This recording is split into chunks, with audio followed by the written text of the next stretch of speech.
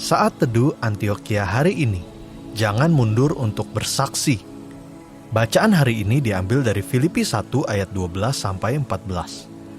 Aku menghendaki saudara-saudara supaya kamu tahu bahwa apa yang terjadi atasku ini justru telah menyebabkan kemajuan Injil, sehingga telah jelas bagi seluruh istana dan semua orang lain bahwa aku dipenjarakan karena Kristus.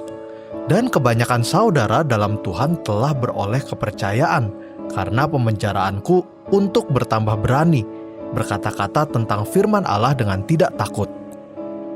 Pernahkah kita mengandalkan seseorang dalam hidup kita? Bagaimana jika orang yang kita andalkan tersebut tidak lagi bersama-sama dengan kita? Ya, sedikit banyak semangat kita bisa menjadi kendor. Hal ini pernah dialami oleh jemaat di Filipi saat mereka mendengar Rasul Paulus dipenjara karena Kristus. Hal tersebut membuat mereka gelisah dan khawatir sehubungan dengan pemberitaan Injil. Mereka bertanya-tanya apa yang akan terjadi selanjutnya jikalau Rasul Paulus dipenjara. Menanggapi hal tersebut, Paulus menulis surat untuk menyemangati mereka. Dia mengatakan bahwa hal ini justru memberikan kemajuan bagi Injil, karena melalui pemenjaraannya, Paulus dapat memberitakan Injil secara aktif kepada para prajurit yang silih berganti menjaganya, dan juga banyak orang Kristen menjadi lebih berani bersaksi. Dengan demikian, kita juga tidak boleh lemah jika mendengar ada orang menderita karena Kristus. Tetapi sebaliknya, harus lebih semangat dan lebih berani lagi dalam menceritakan tentang kabar baik, karena menderita bagi Kristus merupakan kasih karunia Allah. Bagaimana dengan kita sekarang ini? Apakah kita merasa takut dan gelisah ketika mendengar ada orang Kristen yang dianiaya dan menderita?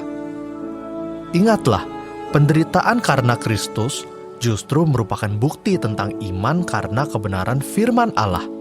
Karena itu, kita harus semakin kagum bahwa kepercayaan terhadap Kristus tidak dapat dikalahkan oleh apapun, bahkan akan memberikan kekuatan dan keberanian untuk pantang mundur dalam menceritakan kabar baik.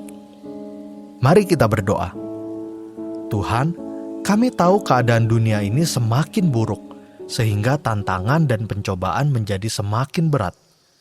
Banyak orang tidak peduli tentang kebenaran, sehingga di mana-mana terdapat penganiayaan dan penderitaan. Karena itu, berikan kami keberanian untuk tetap bersaksi dan menjadi berkat bagi mereka.